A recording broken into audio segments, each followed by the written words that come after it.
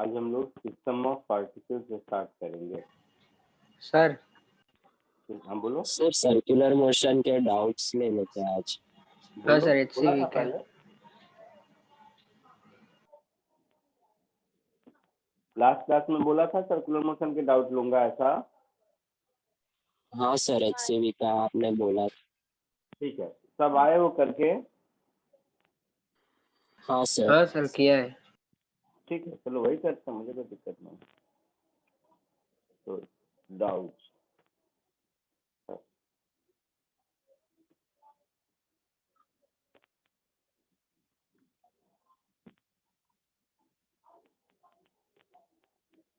Circular motion. हाँ चलो पूछो। 1 मिनट सर, 1 मिनट।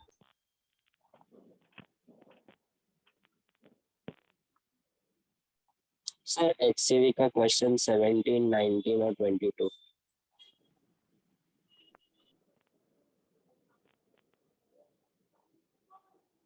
एक मिनट।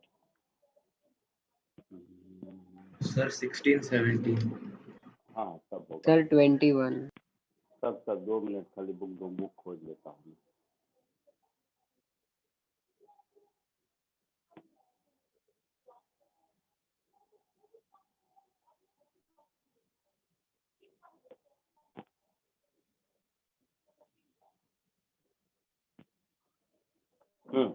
Question number 16, 17। 11, 11, 16, 17 ये 3 में सुना। और कोई? 15। सर 19। 19, सर 21 और 22। 21, 22 सब पूछ लो। और बोलो, और किसी को कुछ ऐड करना है इसमें? 24 और 27। Sir 28। 24, 28, 27। 27।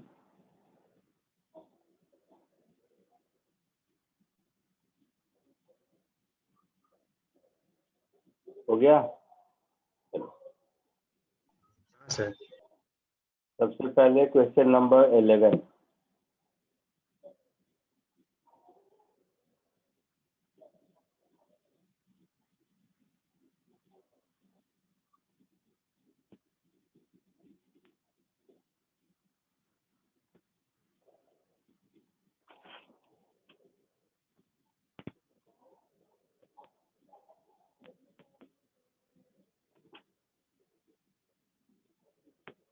A ceiling fan has diameter of circle through outer radius 120 centimeters and RPM 1500 at full speed.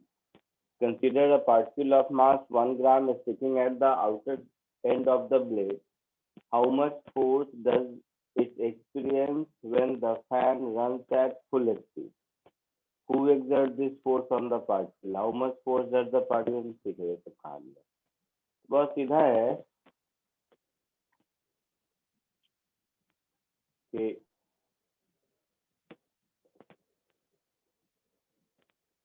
ये ब्लेड है,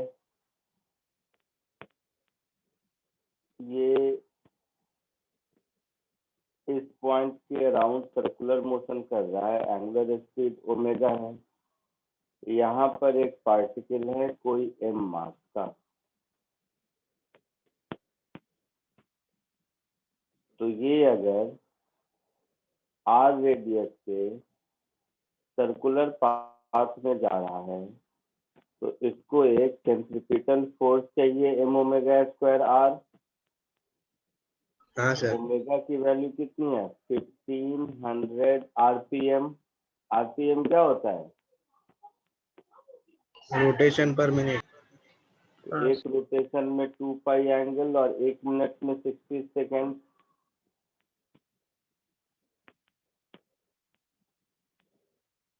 तो ये हो गया 50 पाई रेडियन पर सेकेंड। ये ओमेगा की वैल्यू हो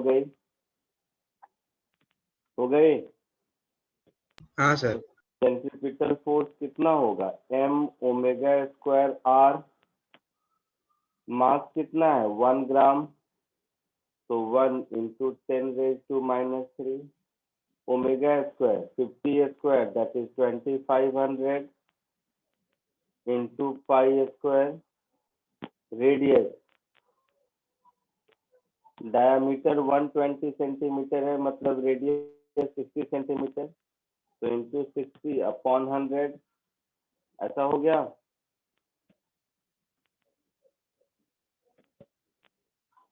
पाई स्क्वायर की वैल्यू 10 के बराबर होती है, तो 10 और यहाँ से 100 और यहाँ डेसिमल दे दो तो 1000, ये चला गया, तो ये बच गया मेरा 2.5 into 6 दैट इज 15 न्यूटन के आसपास। तो 15 न्यूटन का फोर्स चाहिए, how much force does it experience, तो 15 न्यूटन का फोर्स ये एक्सपीरियंस कर रहा होगा। ये फोर्स कौन लगाएगा, तो ब्लेड और इसके बीच का फ्रिक्शन, और तो कोई है नहीं फोर्स जो दे सकता है ना। तो who exerts this force on the particle, blade of the fan,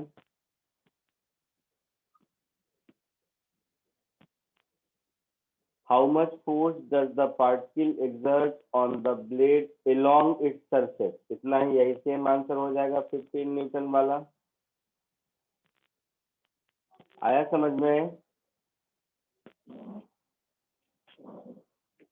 answer match किया। हाँ सर। ठीक है, कॉपी कर लो इसको।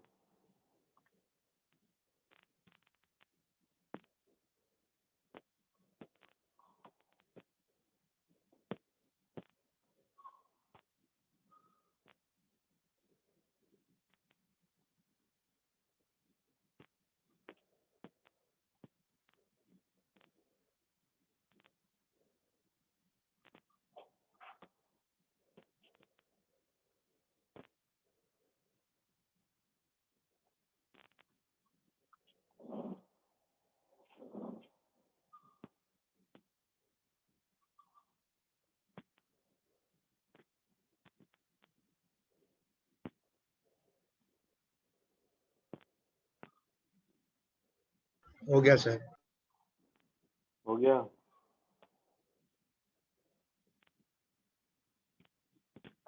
आगे बढ़ूं, हो गया सबका। Yes sir. हाँ sir.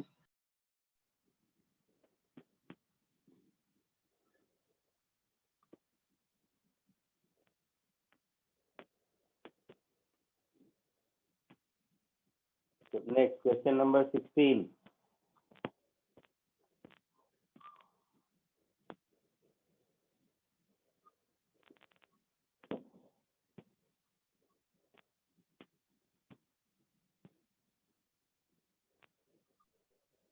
Suppose the amplitude of simple pendulum having a bob of mass m is theta naught.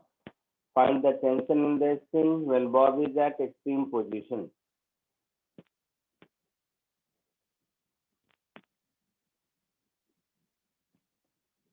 Extreme position पर होगा, उस समय थीटा नॉट एंगल बना रहा होगा,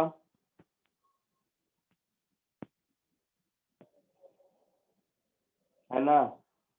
हाँ सर। हाँ सर। और एक्सट्रीम पोजीशन पर होगा मतलब उस समय इसकी वेलोसिटी भी 0 होगी। Yes sir. तो फोर्स क्या क्या लगेगा, टेंशन T इधर लगेगा और mg इधर लगेगा, यही दो फोर्सेज हैं। हाँ सर।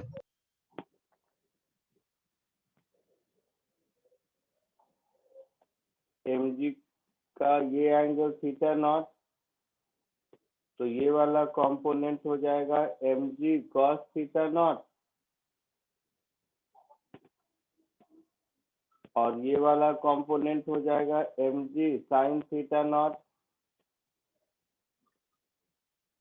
तो इसके सर्कुलर मोशन का इक्वेशन इस पॉइंट पर लिखेंगे, तो यहाँ पर तो वेलोसिटी 0 है, तो t minus mg cos theta nought this should be equal to 0। क्यों? क्योंकि v 0 है, otherwise mv square by r लिखते। तो इस एक्सट्रीम पोजीशन पर टेंशन की वैल्यू हो गई mg cos थीटा नॉट। हाँ सर। हाँ सर। क्या था इसमें, क्यों पूछा?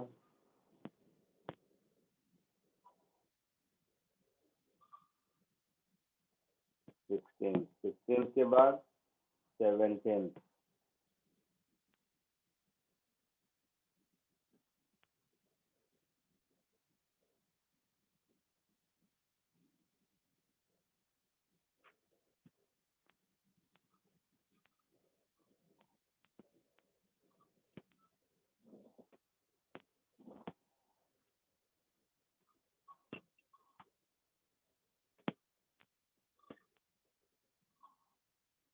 A person stands on a spring balance at the equator. By what fraction is the balance reading less than the true weight?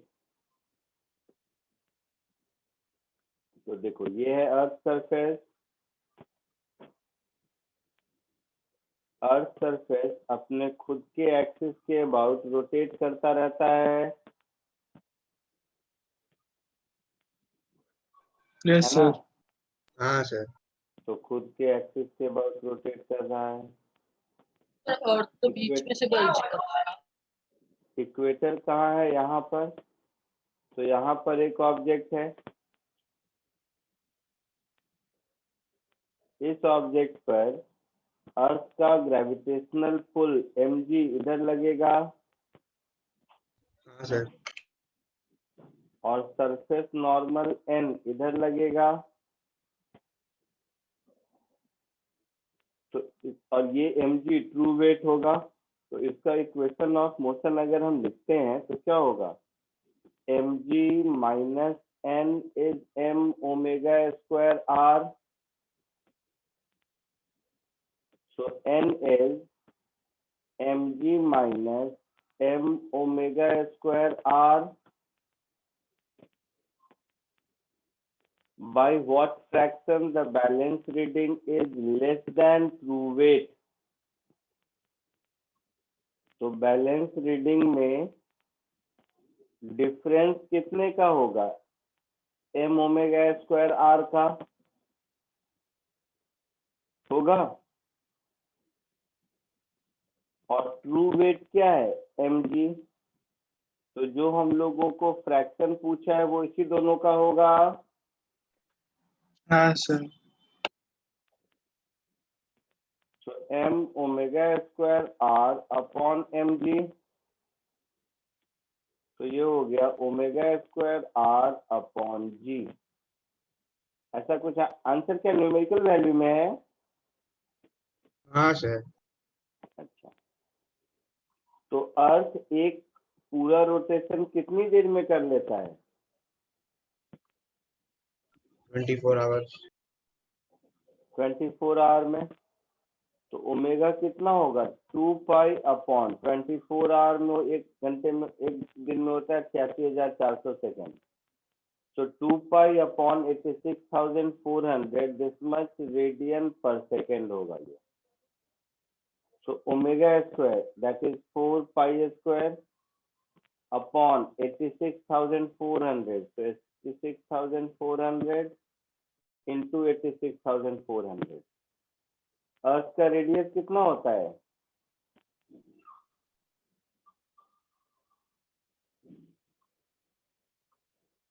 Sixty 400 kilometre,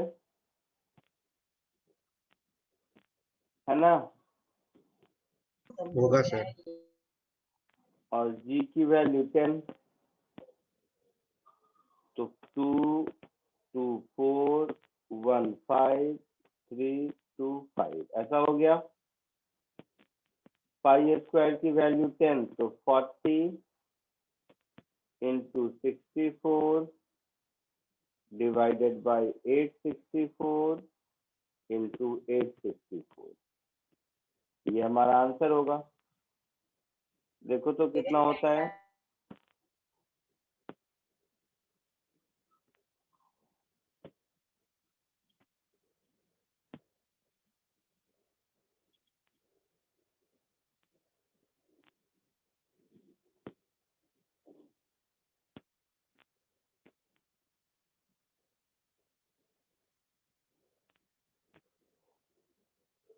कितना होता है तो बताओ।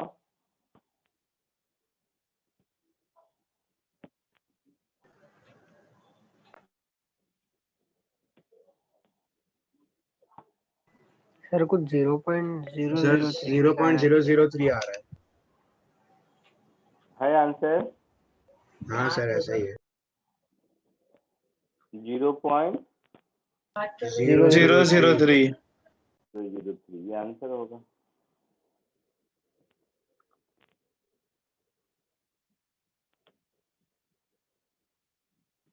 इसको कॉपी करो, बी पार्ट जरा खुद करने की कोशिश करो। तो कॉन्सेप्ट तो समझ गया क्या है? कॉन्सेप्ट क्या, कॉमन सेंस है। बी पार्ट कोशिश करो तो देखो क्या होता है।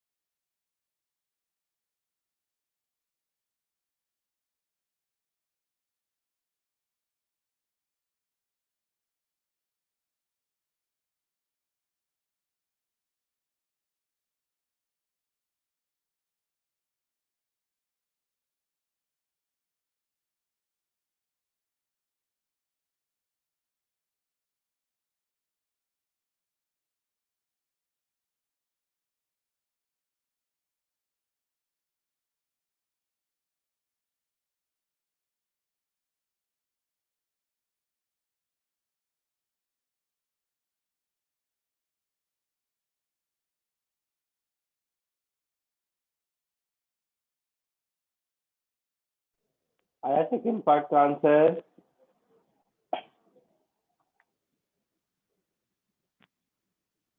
नहीं सर। गुड।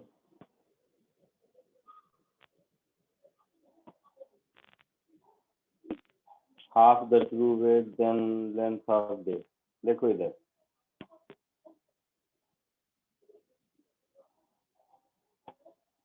इतना आसान है, पता नहीं तुम लोग क्या चाहते हो, बहुत आसान है।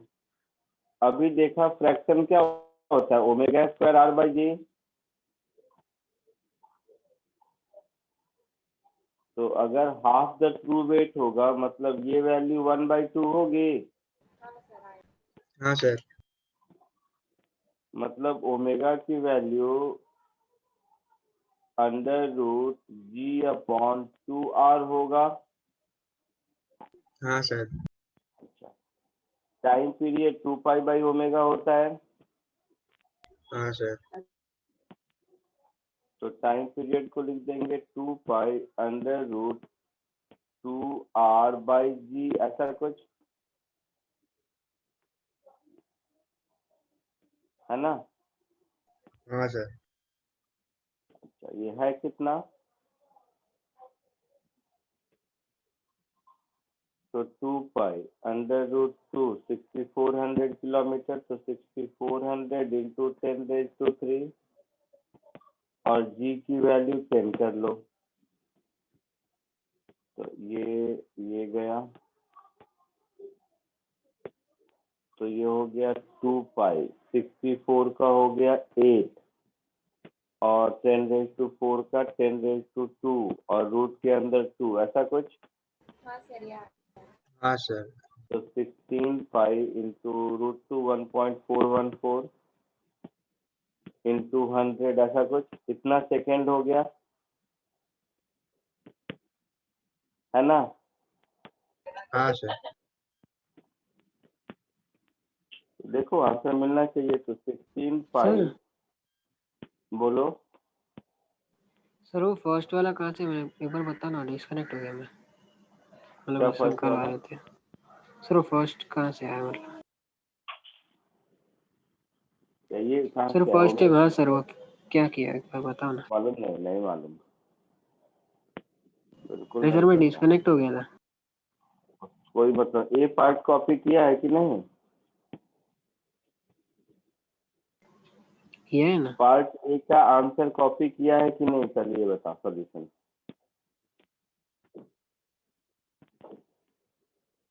बोलो। हाँ सर समझ गया।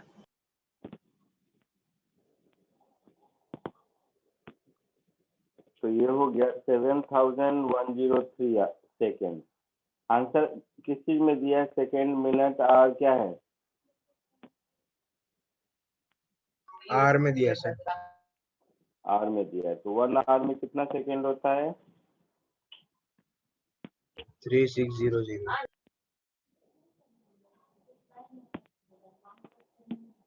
तो डिवाइडेड बाय 3600, 1.97 आवर, ऐसा कुछ है आंसर। हाँ सर 2 घंटा दिया है। हाँ, approximately 2 our.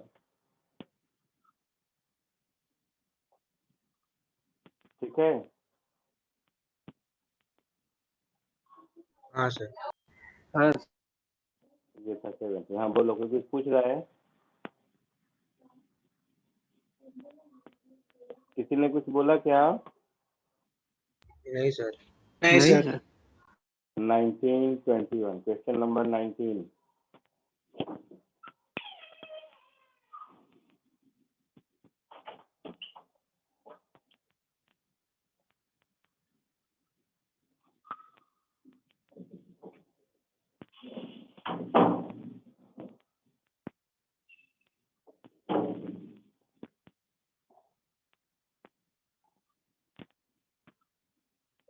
A motorcycle has to move with constant speed on an overbridge which is in the form of circular arc of radius r and total length L. Suppose the motorcycle starts from the highest point, what can be the maximum velocity for which the contact with the road is not broken at the highest point? पहले ये देखो.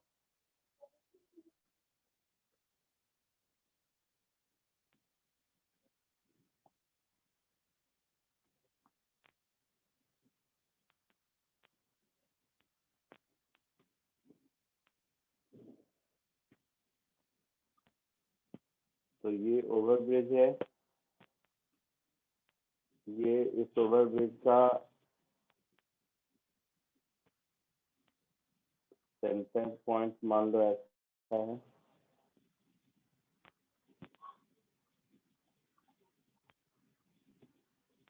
तो ये हो गया O, radius R, total length है L. Total length मतलब यहाँ से लेकर यहाँ तक जो लेंथ है, इस रोड लेंथ की वैल्यू L है. तो ये एंगल जो थीटा होगा, इस थीटा की वैल्यू क्या हो जाएगी? L by R. L by R. L by R. अब कह रहा है हाईएस्ट पॉइंट पर, मतलब यहाँ पर इसके पास, यहाँ से स्टार्ट किया, मान लो वेलोसिटी v है. तो v इधर, mg इधर, नॉर्मल रिएक्शन इधर. तो यहाँ पर हम लिखेंगे mg minus n is mv square by r. तो n की वैल्यू होगी mg minus mv square by r.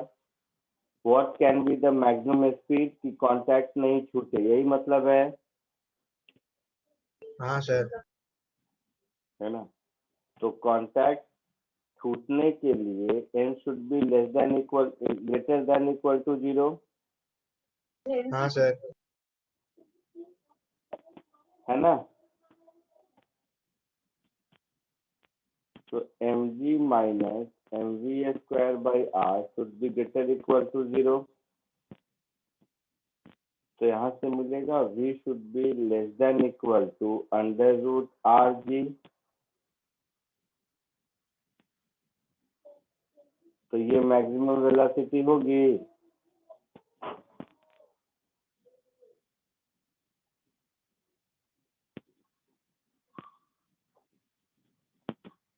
आया समझ में? हाँ हाँ सर. बोलो. Yes, sir. Sir. Yes sir. तो इसको कॉपी करो और बी और सी पार्ट खुद करके देखो. नहीं होगा तो फिर बताता हूँ.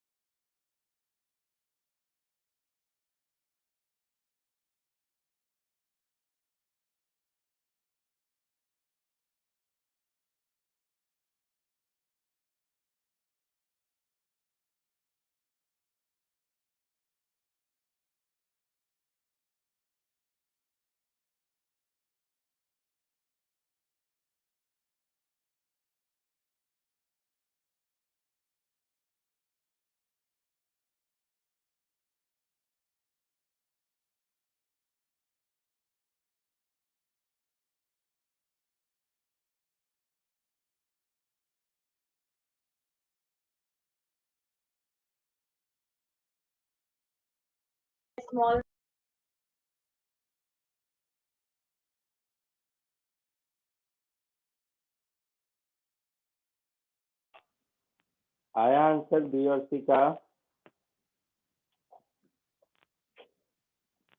बी का आया आंसर कि नहीं?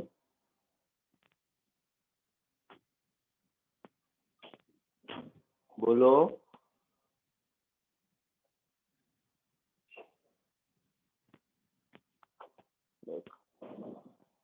If the motorcycle goes at speed 1 by root 2 times maximum found in part A, where will it lose the contact with the road?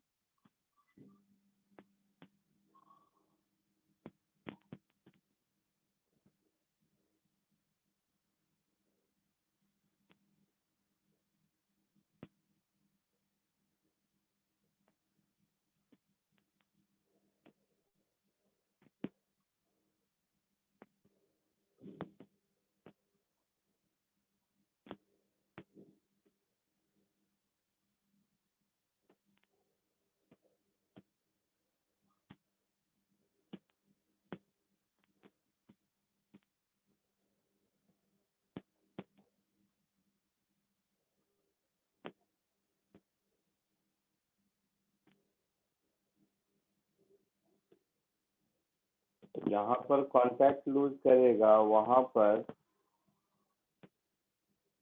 m की वैल्यू 0 हो जाएगी, मतलब mg cos alpha is mv square by r। तो m बाई r, v क्या है? 1 by root 2 times जो पहले मिला था,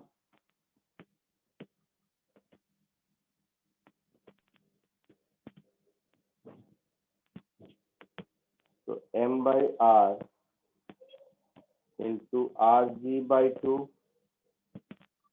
तो ये हो गया M G by 2 is M G cos alpha. हुआ ऐसा? हाँ सर। तो कॉस अल्फा कितना हुआ? 60 डिग्री। 1 बाई 2, तो अल्फा 60 डिग्री है आंसर।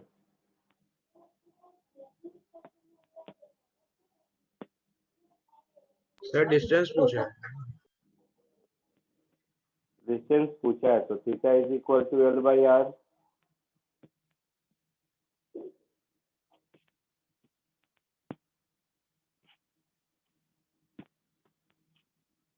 तो 60 डिग्री अगर हो गया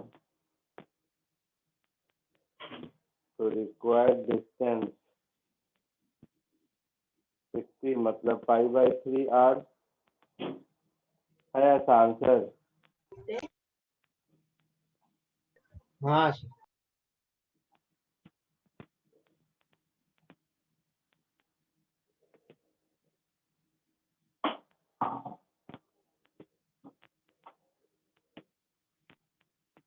What maximum uniform speed can it maintain on the bridge if it does not lose contact anywhere? तो कहीं कांटेक्ट नहीं लूज करे, तो कांटेक्ट अगर लूज करने के चांसेस कहाँ पर हैं?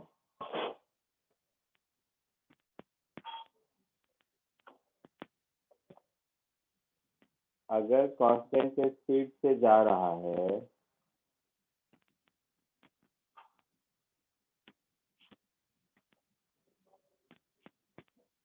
अगर कांस्टेंट स्पीड से जा रहा है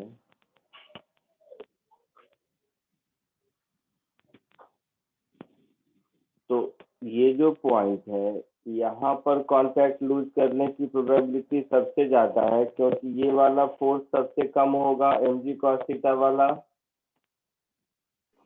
हाँ सर। हाँ सर। तो ये होगा mg cos थीटा बाई 2, अगर पूरे को मैंने थीटा लिखा है तो mg cos theta by 2 is greater equal to mv square by r. So v should be less than equal to under root rg cos of theta by 2.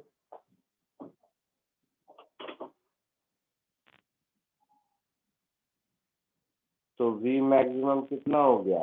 Under root R G cos theta कितना है?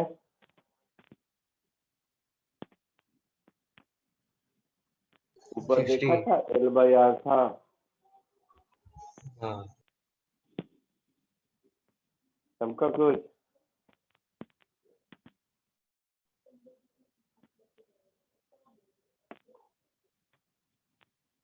Copy कर लो। फिर 19 के बाद कौन सा है? 21 22।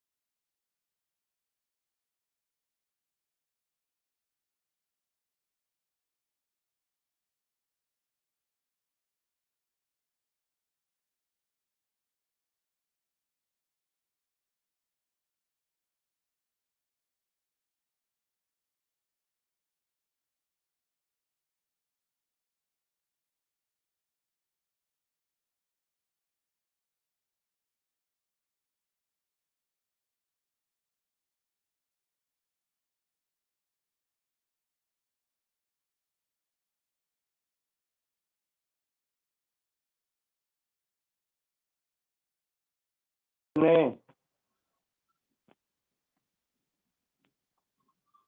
लिख लिया सबने? आगे बढ़ो। हाँ सर।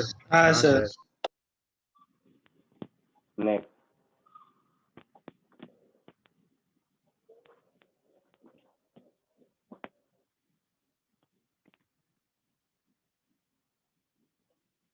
नेक्स्ट कौन सा? 21 था।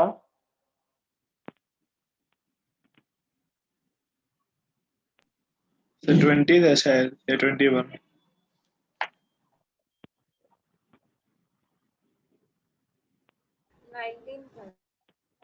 ये तो 19 था, ये वाला ना शायद। अभी जो किया वो 19 था ना।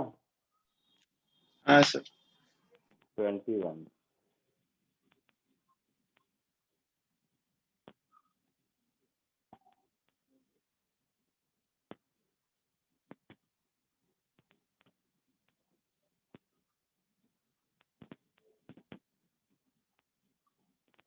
A block of mass m is kept on a horizontal ruler. The friction coefficient between ruler and block is mu. The ruler is fixed at one end and block is at a distance L from the fixed end. The ruler is rotated about fixed end with in horizontal plane. Okay. What can be the maximum angular speed for which the block does not slip? तो ये ruler है, ये इस ruler का fix and है, इसके about ये rotate हो रहा है, यहाँ पर एक ब्लॉक रखा हुआ है, ब्लॉक का डिस्टेंस रूलर के फिक्स एंड से एल दिया हुआ है शायद, ऐसा डिस्टेंस है एल दिया हुआ है। तो ये ब्लॉक और रूलर के बीच ये अगर रोटेट करेगा तो सेंट्रीपिटल फोर्स से फ्रिक्शन दे सकता है और कुछ नहीं। तो फ्रिक्शन इधर, what can be the maximum angular speed for which block does not slip?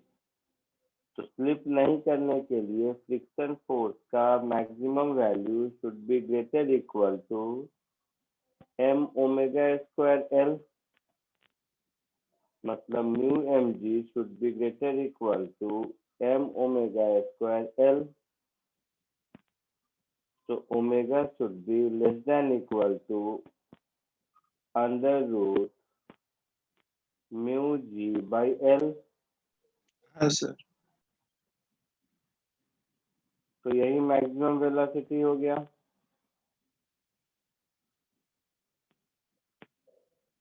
है आंसर? क्या था पूछने के लिए, कुछ नहीं था इसमें। If angular speed of fluid is uniformly increased from 0 at an angular acceleration alpha, at what angular speed will the block slip? B part कोशिश करोगे? ए पार्ट कॉपी करो, बी पार्ट कोशिश करो।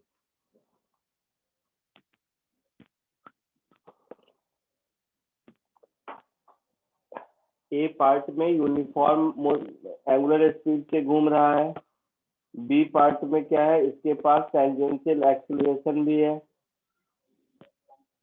Yes sir. कोशिश करो जरा।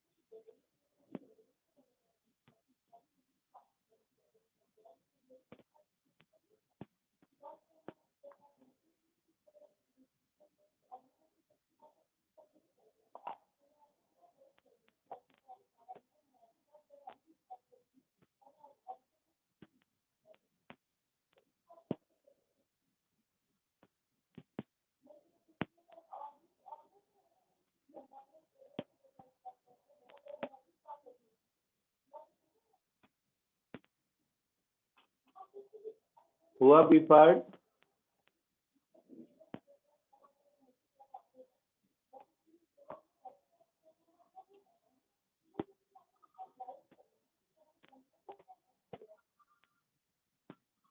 देखो इधर, अब क्या है, ब्लॉक के पास एक्सीलरेशन भी है,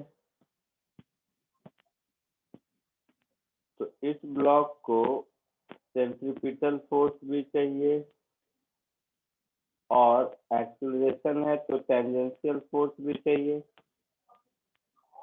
टेंजेंशियल फोर्स चाहिए mass into tangential acceleration, that is R alpha, और ये फोर्स चाहिए m omega square r, that is m omega square l। हो गया ऐसा? हाँ सर। तो इस पे तो कोई नहीं, ये तो सिर्फ और सिर्फ फ्रिक्शन है, बाकी कोई फोर्स अवेलेबल है नहीं, है ना? बाकी हाँ कोई सर। फोर्स अवेलेबल है नहीं, मतलब फ्रिक्शन का ही एक कंपोनेंट इसको m ओमेगा स्क्वायर l देगा और दूसरा कंपोनेंट इसको m इंटू l अल्फा देगा। दे पाया तो ठीक, नहीं दे पाया तो स्लिप करेगा। हाँ इसका सर। मतलब हुआ कि m ओमेगा स्क्वायर l का whole square plus m l alpha का होल स्क्वायर, इन दोनों का अंडर रूट, इतने फोर्स की मेरी रिक्वायरमेंट है, और ये रिक्वायरमेंट जितना अवेलेबल फ्रिक्शन है उससे कम होना चाहिए या बराबर होना चाहिए? हाँ सर। अवेलेबल फ्रिक्शन तो म्यू एम जी होगा, तो हम ऐसा लिख सकते हैं M square omega 4 L square plus M square L square alpha 4, this should be less than equal to mu square M square G square, ऐसा लिख सकते हैं। हाँ सर।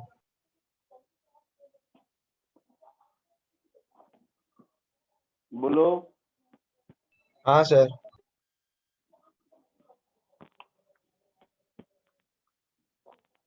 तो एम स्क्वायर को हटा दो, ओमेगा पूछा है आपसे, क्या पूछा है बताओ?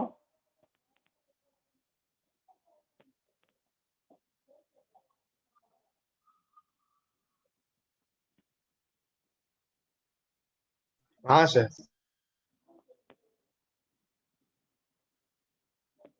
ऐसा कुछ, तो omega should be less than equal to mu square G square minus L square alpha square divided by L square whole to the power 1/4, ऐसा होगा?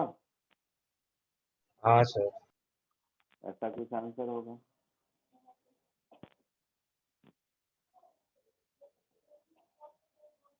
लिख लो इसको।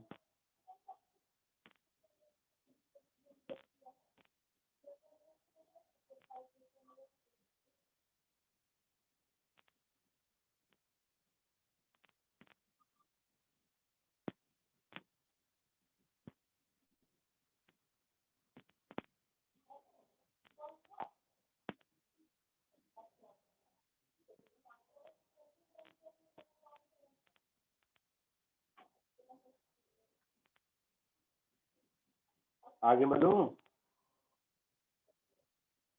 एक मिनट सर।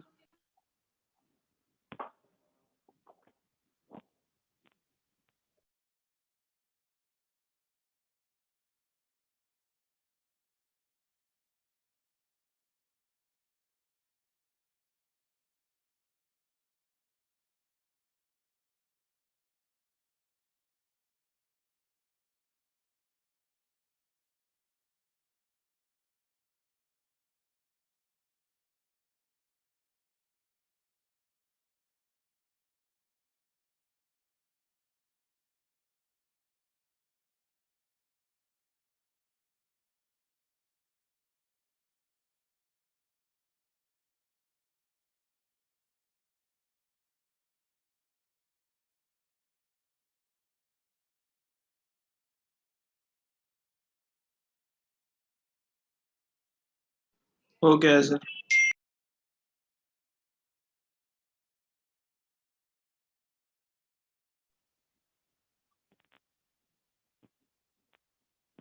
नेक्स्ट।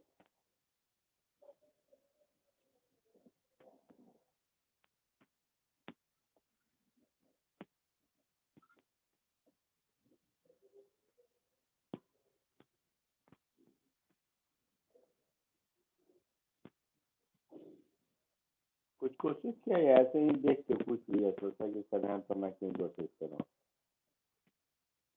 मुझे तो ऐसा ही लगता है तुम लोग जो डाउट पूछते हो उसके हिसाब से।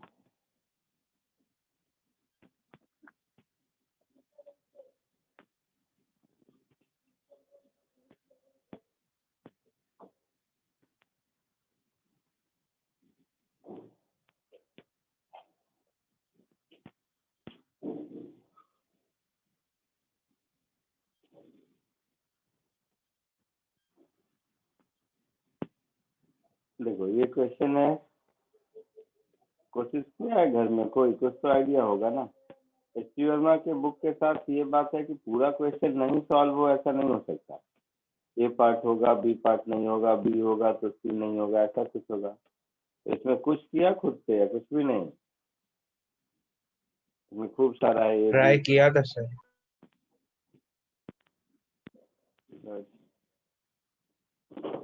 Each part subtend right angle, मतलब ये है 90 डिग्री और ये भी है 90 डिग्री। तो उससे अच्छा मैं ऐसा कह दूं, ये भी है 45 डिग्री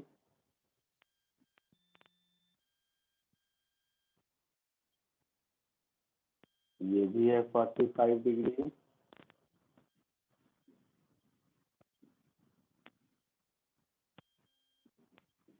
ये भी है 45 डिग्री और ये भी है 45 डिग्री। यही मतलब है। हाँ सर।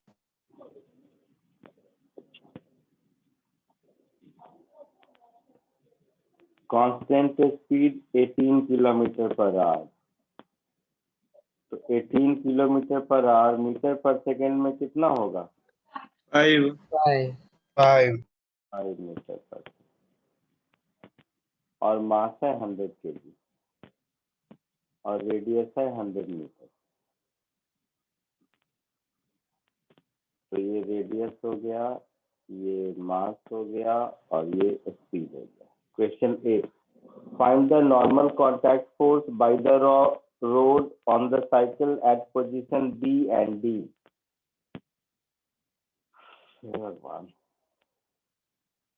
पोजीशन बी पर देखो, नॉर्मल रिएक्शन ऊपर लगेगा, mg नीचे लगेगा। पोजीशन डी पर नॉर्मल रिएक्शन ऊपर लगेगा और mg नीचे लगेगा। बट इस केस में सेंट्रीपिटल डायरेक्शन नीचे वाला है, तो यहाँ पर हम लिखेंगे mg minus n is mv square by r B पर। तो नॉर्मल एट बी मेरा होगा mg minus mv square by r।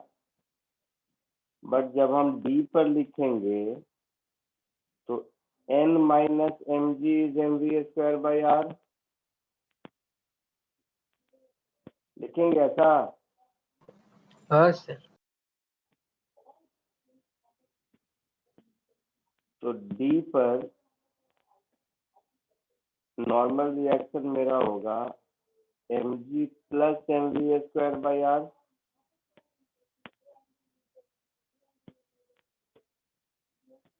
अब जैसा मैंने कहा, ए पार्ट क्यों सॉल्व नहीं हुआ मैं नहीं समझ पा रहा।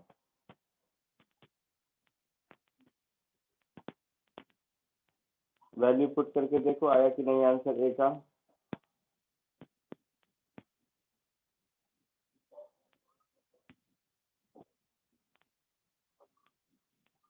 देखो को वैल्यू पुट करके आंसर आया कि नहीं ए पार्ट का?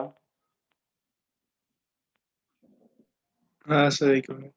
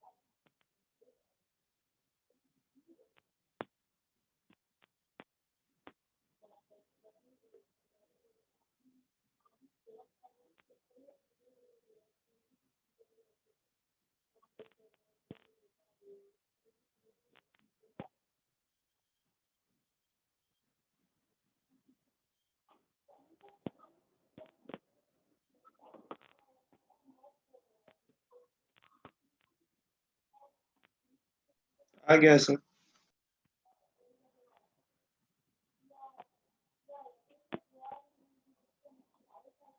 आ गया? हाँ Find sir. the force of friction exerted by the track on the tire when cycle is at B, C, and D.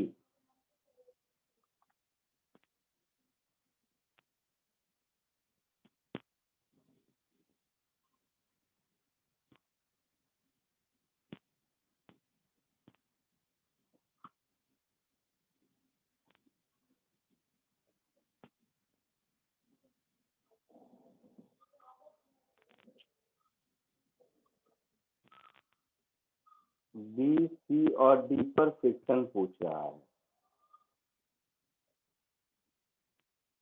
तो B और D को रहने दो, C पर एक बार पहले देखो तो समझ आएगा कहानी क्या है। ये एंगल 45 डिग्री है, हाँ सर। mg नीचे,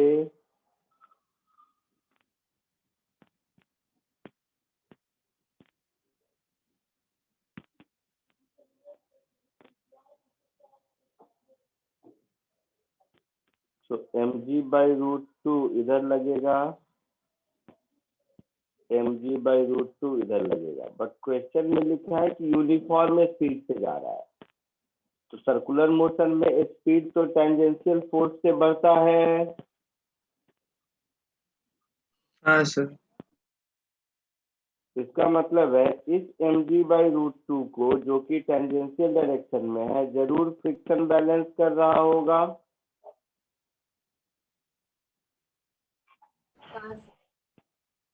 पॉइंट बी और पॉइंट डी पर टेंजेंशियल फोर्स 0 है, तो फ्रिक्शन की जरूरत ही नहीं है। पॉइंट डी पर भी mg नीचे, नॉर्मल ऊपर, टेंजेंशियल डायरेक्शन में कोई फोर्स नहीं है। पॉइंट बी पर भी mg नीचे, नॉर्मल ऊपर, टेंजेंशियल डायरेक्शन में कोई फोर्स नहीं है, तो पॉइंट बी और पॉइंट डी पर जरूरत नहीं है, तो बी पर फ्रिक्शन 0 होगा। सी पर फ्रिक्शन की वैल्यू mg/√2 के बराबर होगी, और डी पर फ्रिक्शन की वैल्यू फिर 0 होगी। आया समझ में? हाँ सर। आंसर चेक कर लो एक बार।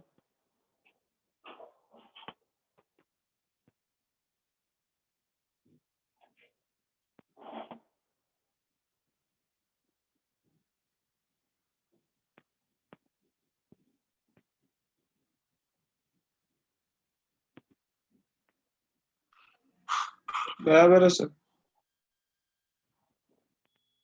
आगे बढ़ूं?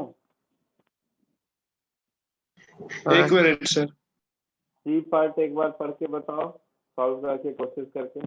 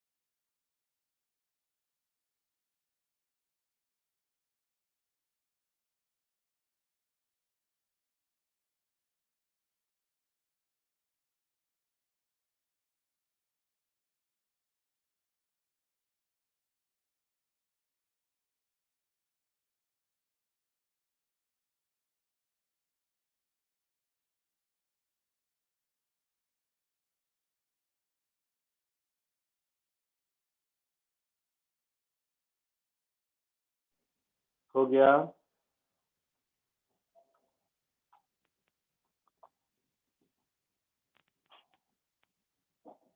नेक्स्ट फर्स्ट क्वेश्चन में क्या है, क्या पूछा है, कुछ समझ आया?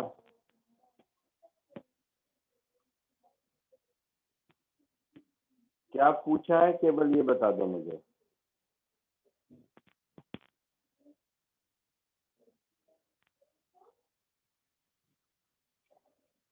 और बोल तो सही, कोई तो बोलो। सर समझा नहीं। क्या नहीं समझा? क्या पूछा है ये नहीं समझा, यही कहना चाहते हो ना?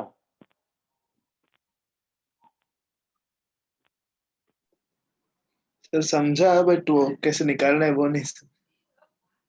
अच्छा, क्वेश्चन समझा तो क्वेश्चन बताओ मुझे। सर सी पॉइंट पे नॉर्मल निकालना है। सी पॉइंट पे नहीं निकालना है। उससे पहले या उसके बाद? अब ये तो देखो, फिजिक्स तो बाद में, पहले इंग्लिश सीखो। इंग्लिश क्या निकालना है ये तो पढ़ के बता सकते हो ना।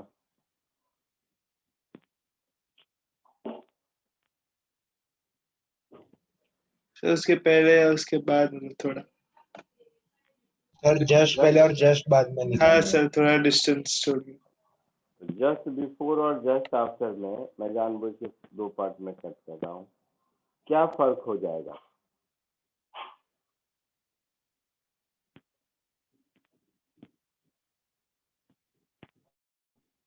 सॉल्व करने को नहीं बोल रहा हूँ, मैं पूछ रहा हूँ थ्योरेटिकली बताओ, जस्ट बिफोर और जस्ट आफ्टर में मतलब क्या डिफरेंस क्या है?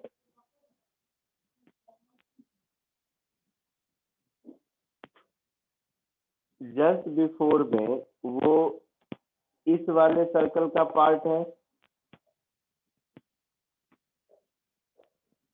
पॉइंट सी तो कॉमन पॉइंट है ना दोनों सर्कल के लिए। हाँ सर। हाँ सर। तो जस्ट बिफोर में वो इस वाले सर्कुलर मोशन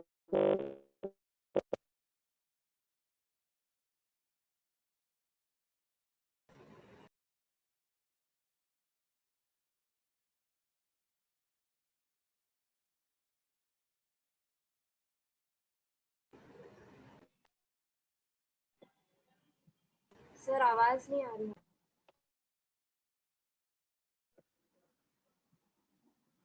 हाँ सर आपका आवाज नहीं आ रहा।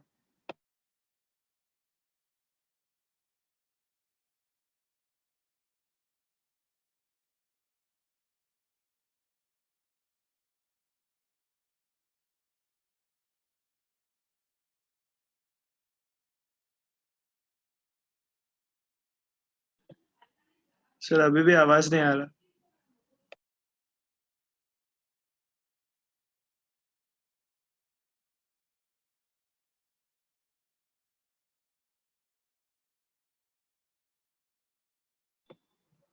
सर आप एक बार लीव करके ज्वाइन कर लो ना।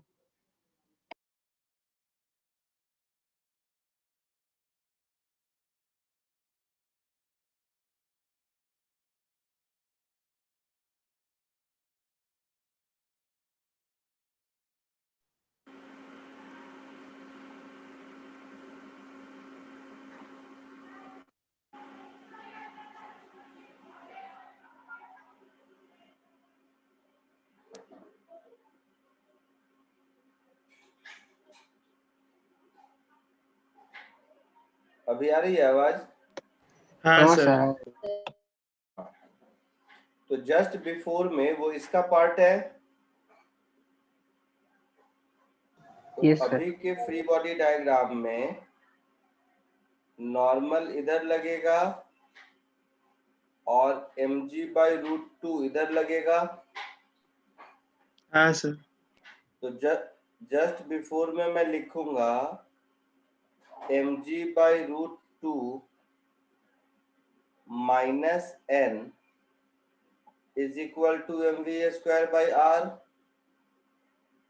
that is n is equal to mg/√2 minus mv²/r, और जस्ट आफ्टर में मैं लिखूंगा n इधर mg/√2 इधर, तो जस्ट आफ्टर में लिखूंगा मैं n minus mg/√2 is equal to mv²/r. So n is equal to mg/√2 plus mv²/r. एक बार आंसर चेक कर लो, जस्ट बिफोर सी और जस्ट आफ्टर सी का मैच करता है कि नहीं न्यूमेरिकल वैल्यू पुट करके. हाँ सर एक minute.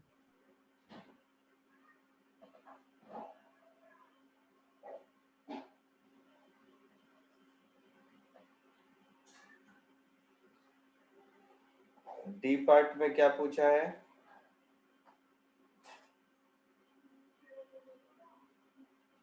What should be the minimum friction कि कहीं स्लिप नहीं करे. ठीक है, तो स्लिप होने का चांस तो सी पर ही है,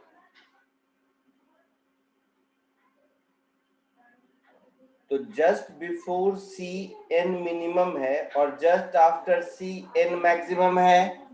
मैक्सिमम नहीं, एन ज्यादा है.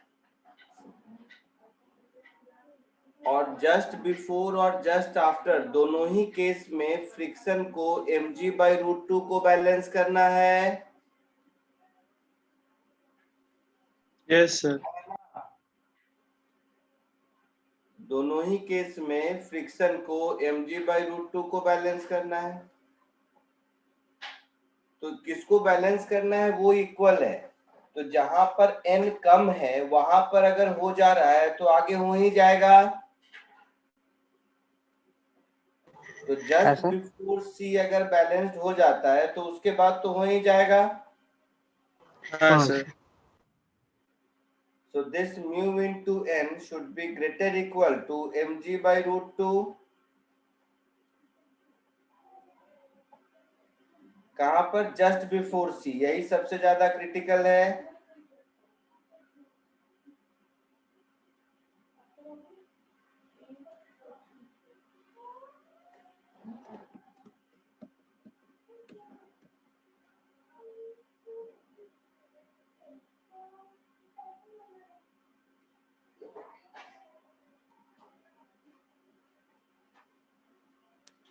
So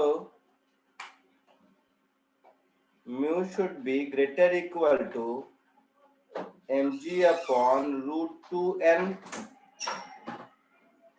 So mu minimum ये हमारा हो जाएगा mg/√2 और n की जगह लिख दो mg/√2 माइनस mv²/r.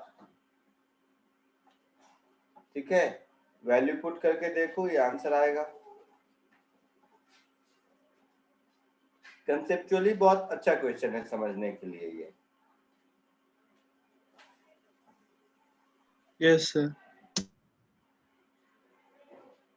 नेक्स्ट कौन सा है? इसके बाद कौन सा पूछा है? ये था 22nd, तो 21 हो गया, 22 हो गया, 24, 27, 28.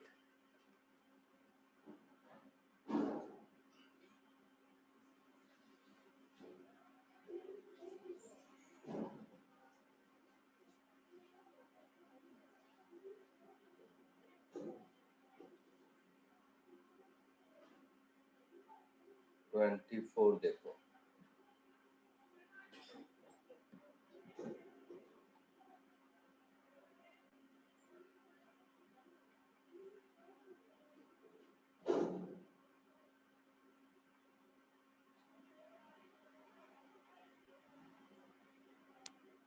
नहीं 24 तो कराया हूँ क्लास में मैं.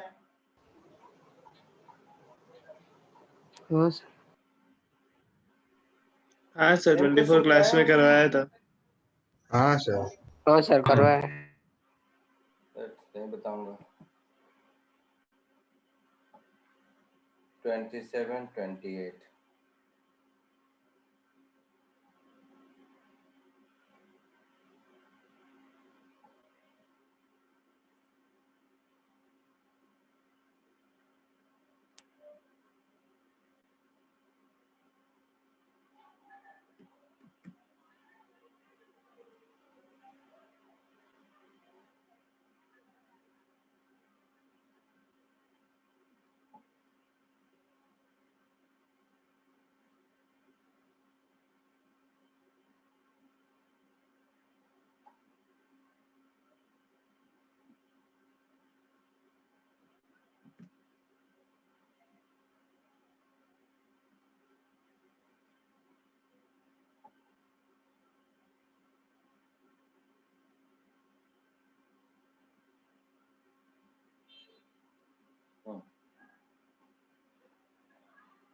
A block of mass m moves on a horizontal circle against the wall of a cylindrical room of radius r.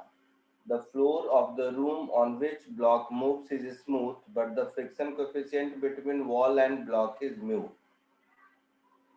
The block is given an initial speed v naught as a function of speed v, right normal force, ऐसा वैसा एक एक करके.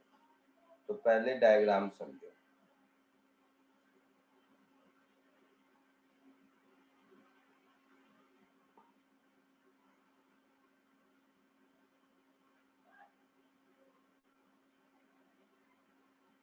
ये cylindrical room है.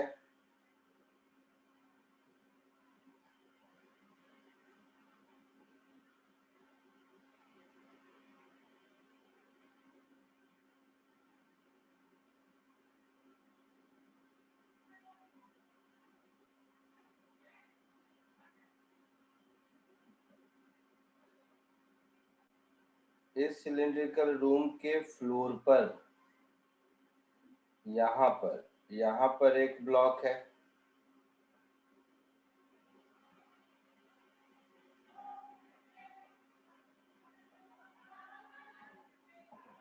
तो ये अगर मूव करेगा तो ये वॉल इस पर नॉर्मल रिएक्शन इधर लगाएगा.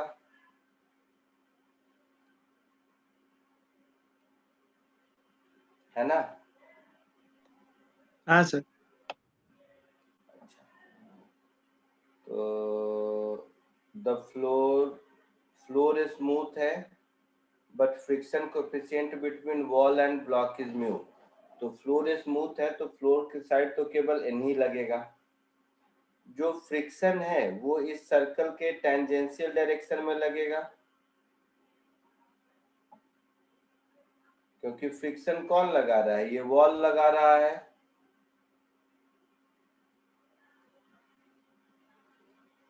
है ना? तो n हमारा mv² के बराबर होगा.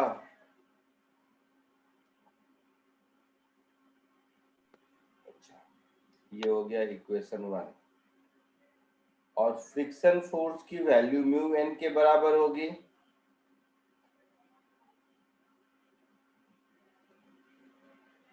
That is mu into mv² के बराबर होगी.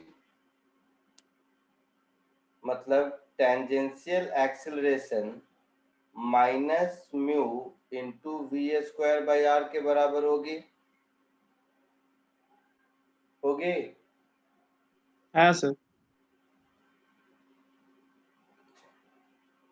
तो ए में नॉर्मल रिएक्शन पूछा है तो ये हो गया आंसर ए का. बी में फ्रिक्शनल फोर्स पूछा है तो म्यू mv²r ये आंसर हो गया.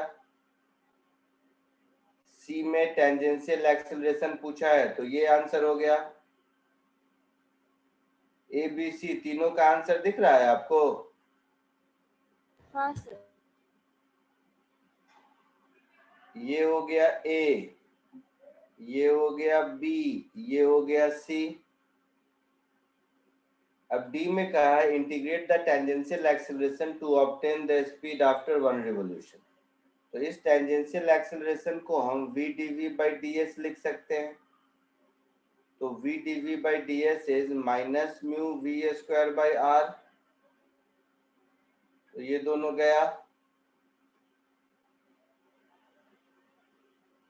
तो बच गया मेरे पास dv upon v is equal to minus mu by r ds. इसको दोनों ओर इंटीग्रेट कर दीजिए.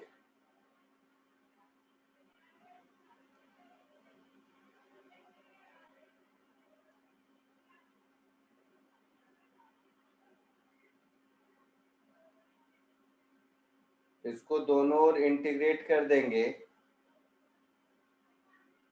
तो integral dv upon v is equal to minus mu by r integral ds.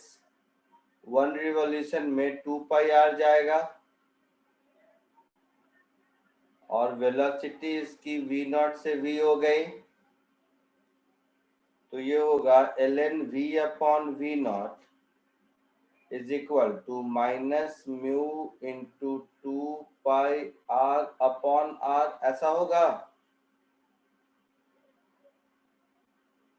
बोलो। हाँ सर सर। तो v की वैल्यू हो गई v not into e raise to minus 2 pi, ऐसा कुछ आंसर हो गया। आया समझ में? यस। कॉपी कर लो इसको।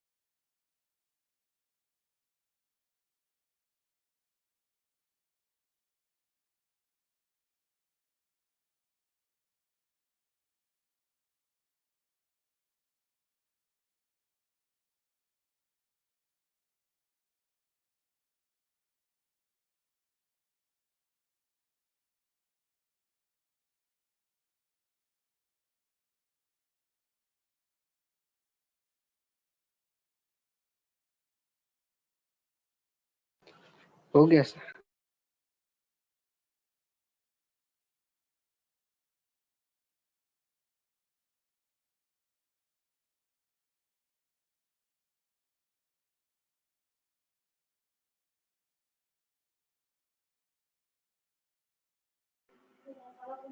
हो गया।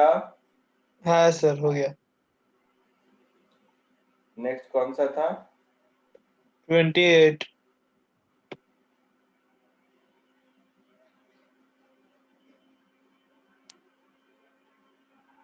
28 अब देखते हैं।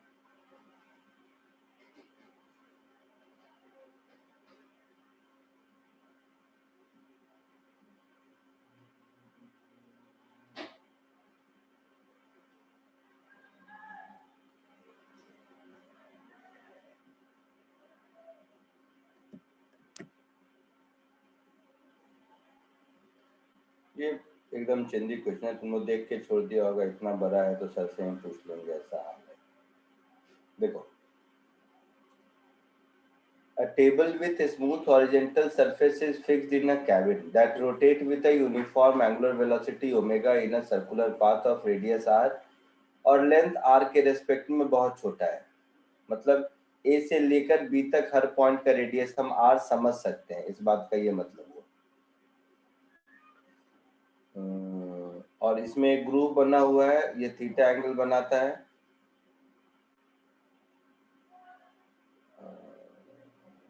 ठीक है। A small point in the group.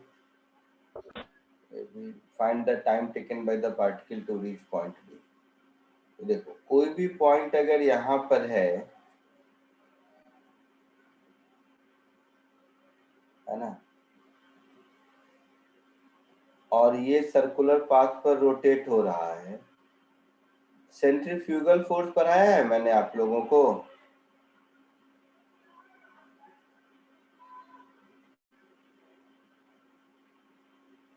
Centrifugal force जानते हो? हाँ सर।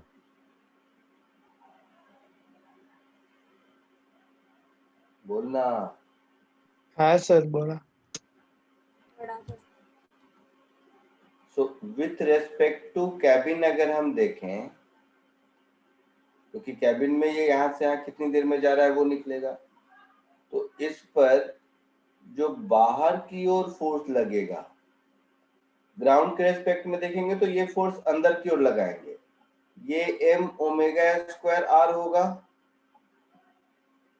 तो इस m ओमेगा स्क्वायर r का एक कंपोनेंट इधर लगेगा, वो होगा m omega square r cos theta. हाँ सर। तो एक्सेलरेशन अगर हम देखेंगे इसका along द ग्रूव, तो m omega square r cos theta upon theta होगा along द ग्रूव।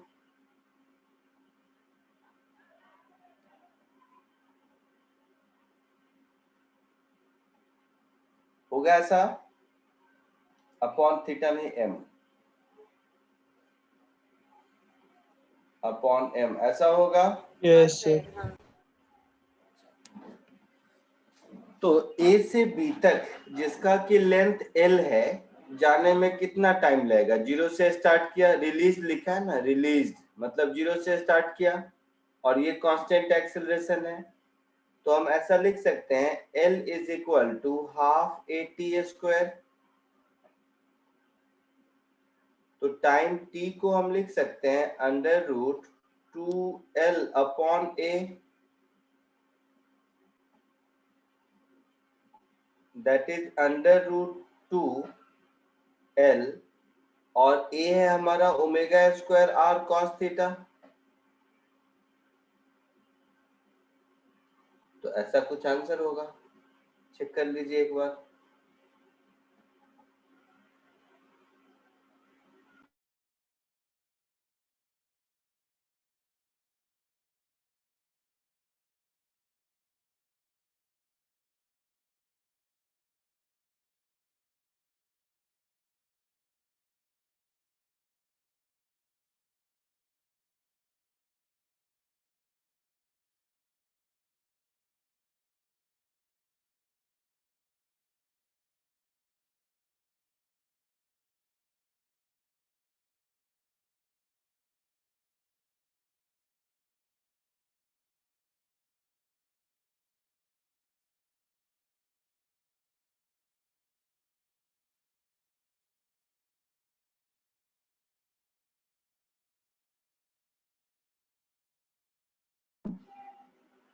हो गया, लिख लिया सबने?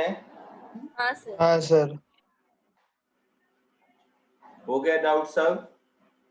हाँ सर। हाँ सर। Yes sir. चलो अगले लेक्चर में हम लोग center of mass system of particle start करेंगे, ओके सर। ठीक है? Okay. Yes sir. Okay sir. तो नेक्स्ट क्लास में सिस्टम ऑफ पार्टिकल स्टार्ट करेंगे। चलो bye. Bye sir. Bye sir, bye thank sir, you thank you. Sir. Bye, sir. Thank you, sir.